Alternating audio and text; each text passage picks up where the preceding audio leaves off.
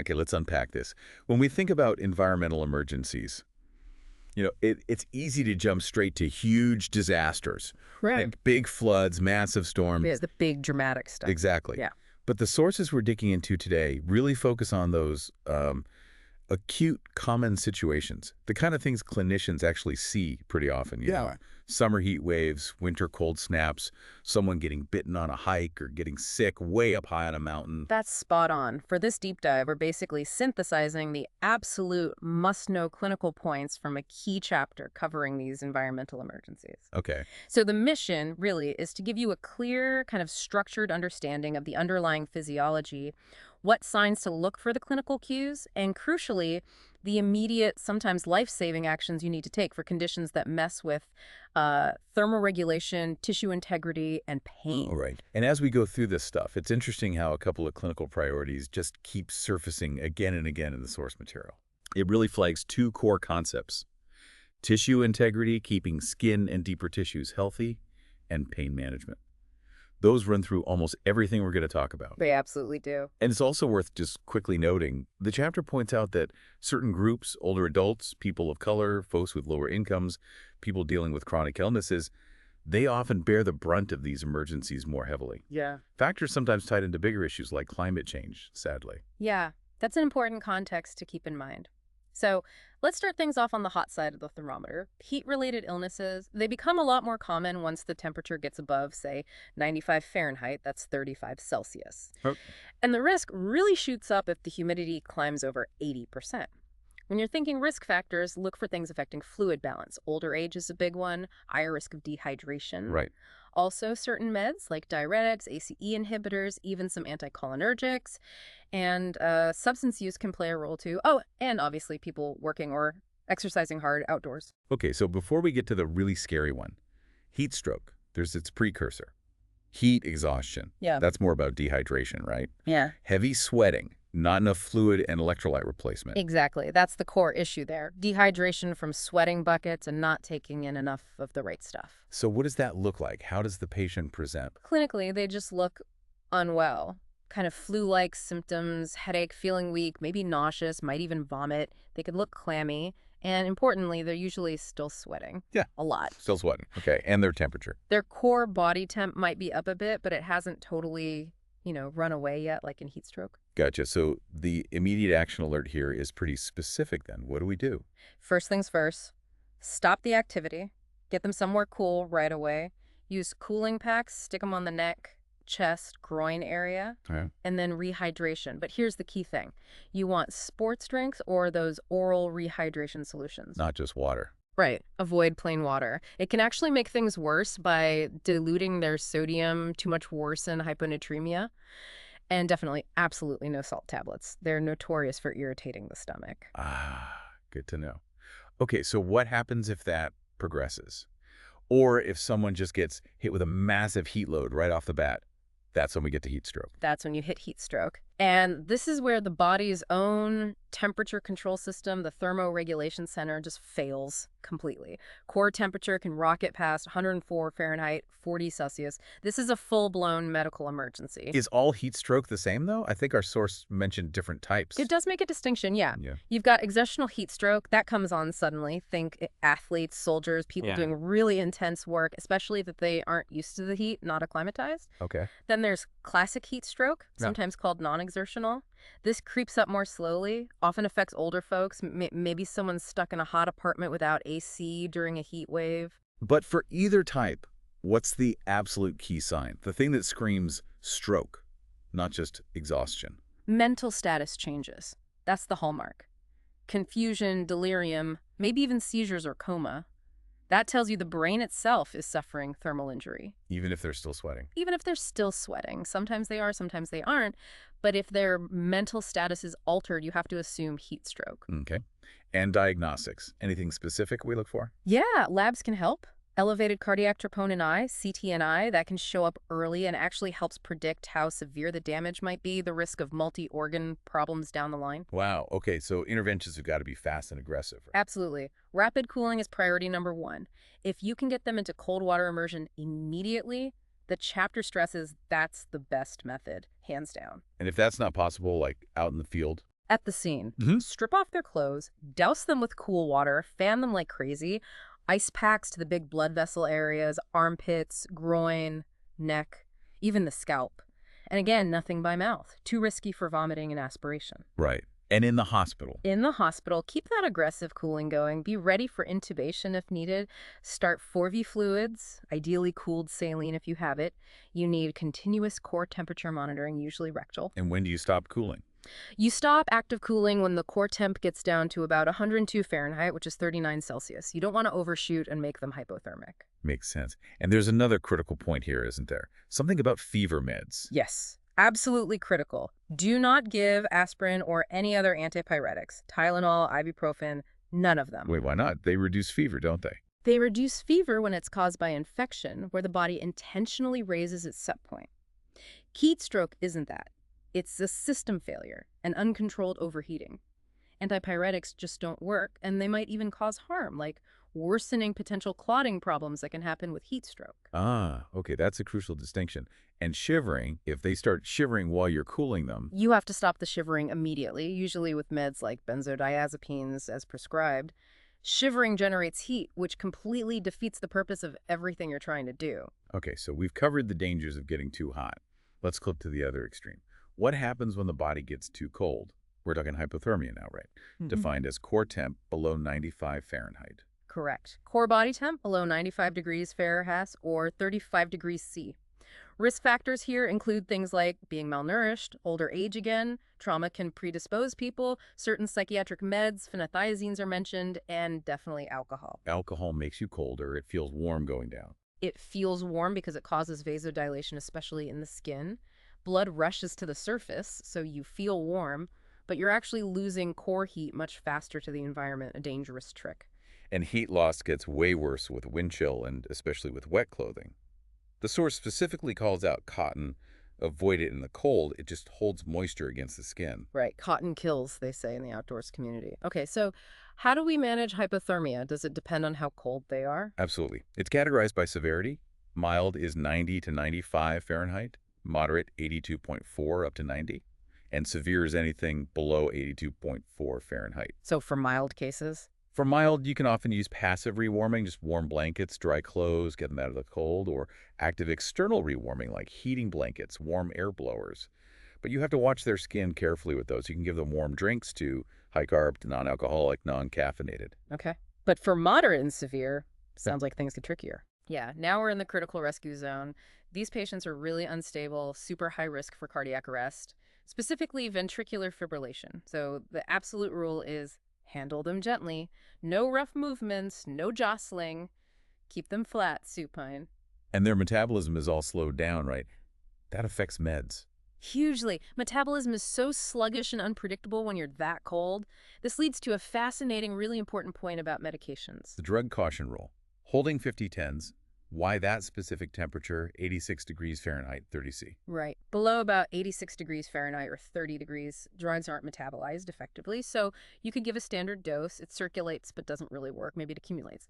Then as you warm them up, their metabolism suddenly kicks back in and boom, you get a flood of that drug hitting the system all at once. Potential toxicity, especially cardiac side effects.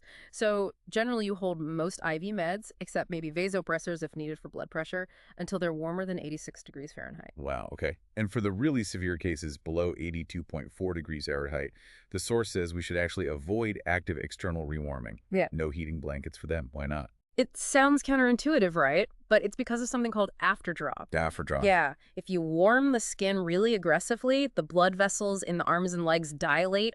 All that cold, acidic blood that was kind of trapped out there in the periphery rushes back to the heart and central organs. This can cause the core temperature to drop even further, paradoxically, right when you're trying to warm them. And that sudden drop can trigger VFib. Fatal. So what do you do for severe hypothermia? For severe cases, the treatment of choice is active internal or core rewarming. The best methods involve extracorporeal rewarming. Extracorporeal, meaning outside the body, like running their blood through a warmer. Exactly. Things like cardiopulmonary bypass or even hemodialysis, you're directly warming the blood itself, warming the core from the inside out. It's much faster, much safer, and avoids that dangerous afterdrop. Okay, moving from overall body temp to localized cold injury, frostbite. That's actual tissue freezing. Right. And you got to distinguish frostnip, which is superficial, might be painful, skin looks pale, but there's no actual tissue damage. It's reversible from true frostbite. Frostbite gets graded, usually I through 4. Can you describe the grades a bit? Grade 1 is superficial, maybe some numbness, redness. Grade 2, you start seeing blisters, usually clear or milky fluid. There's some deeper involvement, partial thickness necrosis starts. Grade 3, blisters might be hemorrhagic, deeper freezing, full thickness damage. And grade 4 is the worst, goes down into muscle, even bone. High risk of gangrene often leads to amputation. You can't always tell how bad it is right away. That's a key point. Yeah. The true extent of the damage often only becomes clear after you've thawed the tissue.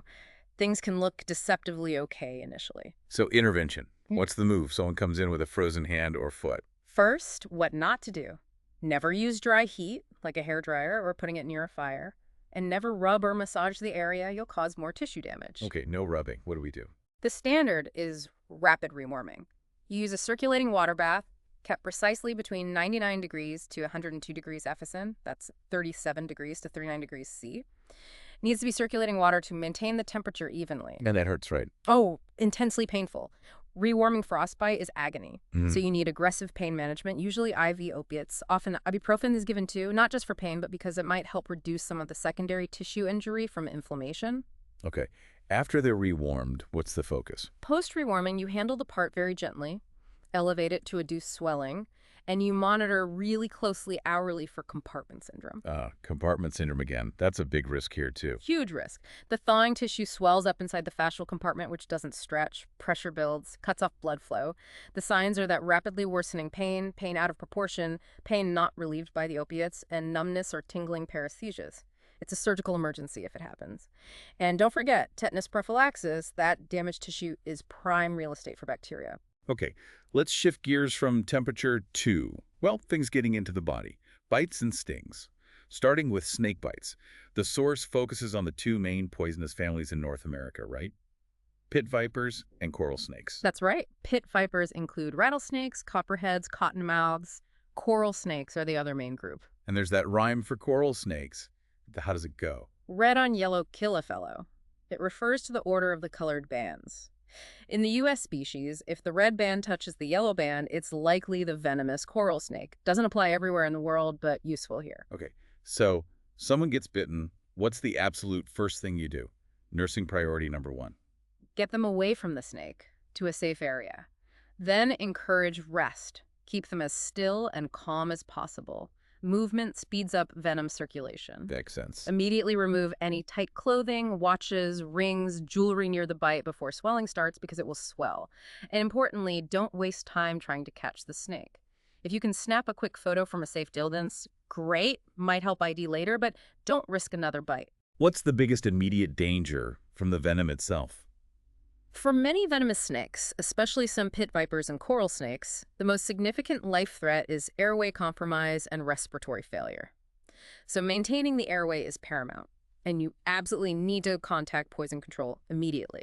They guide the anti-venom therapy type, dose, administration. That's essential. Okay. What about smaller critters? Arthropods, spiders, scorpions, bees, wasps? Yeah, those can cause trouble too. Black widows, brown recluses have specific venoms causing different symptoms. Scorpions, depending on the species, and of course bees and wasps. With bees and wasps, the main concern is usually allergy, right?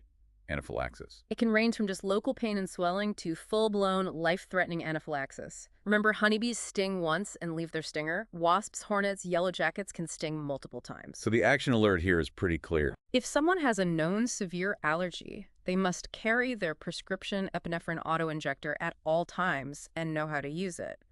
Also, if someone gets stung a lot, the source mentions maybe more than 50 stings, they need to be seen in an ER setting anyway, even without an allergy, because the sheer volume of venom can cause toxic effects systemically. Okay, good point.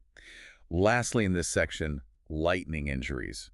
That's a massive electrical event. Huge voltage, but incredibly brief contact time. Often leads to what's called a flashover phenomenon, where the current travels over the surface of the body rather than deep through it. Being wet increases the risk significantly. And they get those weird marks, right? Yeah, the distinctive feathering or branching patterns on the skin, they're called Lichtenberg figures, or sometimes coronographic markings. They look dramatic, but they're not actually burns. It's more like an electron shower pattern on the skin. Fascinating. Now, triage in a lightning strike situation like a mass casualty, Yeah. there's a specific rule here, isn't there? It's kind of counterintuitive. It really is. In most mass casualty incidents, you prioritize those with vital signs, those who are breathing. But with lightning, the rule is reversed. The first priority is to treat those who appear dead, those in cardiopulmonary arrest. Why is that? Because lightning often causes immediate cardiac arrest, but the heart rhythm can sometimes spontaneously return after a short period. However, the respiratory center in the brain can stay shut down for much longer. So people die from lack of breathing, even if their heart restarts. If you start CPR and rescue breathing immediately, you have a decent chance of saving them. And critically, rescuers are not at risk of being shocked by touching the victim. The charge is gone instantly. Got it. Start CPR on the apparently lifeless victims first, and in the hospital. In the hospital, assume spinal injury. Until proven otherwise, they might have been thrown by the blast effect or fallen. So, spinal stabilization first. Look carefully for hidden trauma. Central nervous system injury is really common. You might see temporary paralysis, especially in the legs, called carinoparalysis. It usually resolves within hours, but it's scary.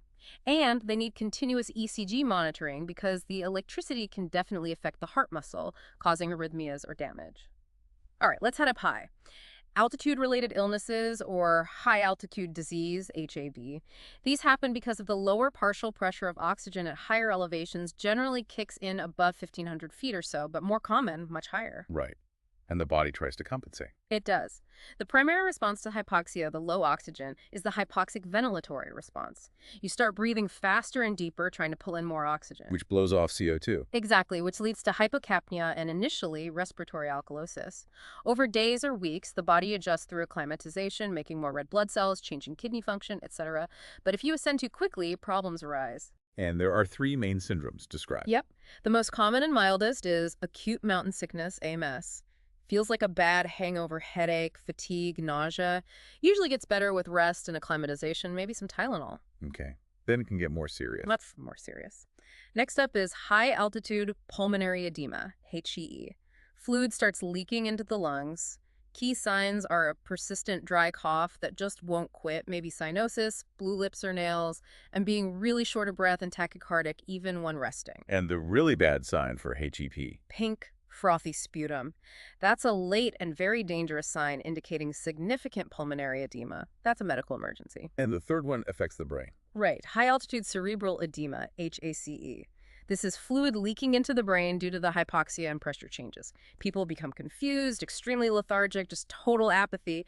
But the key diagnostic sign, the thing that really points to HACE, is ataxia. Ataxia, like problems with coordination. Exactly, specifically trouble with balance and coordination. The classic test is asking them to walk heel to toe in a straight line. If they can't do it, if they're stumbling and weaving, that's ataxia and strongly suggests HACE. Untreated, it rapidly leads to coma and death from brain swelling. So for HAPE and HACE, these are true emergencies. What's the absolute #1 intervention? It seems almost too simple. It does, but it's absolutely critical.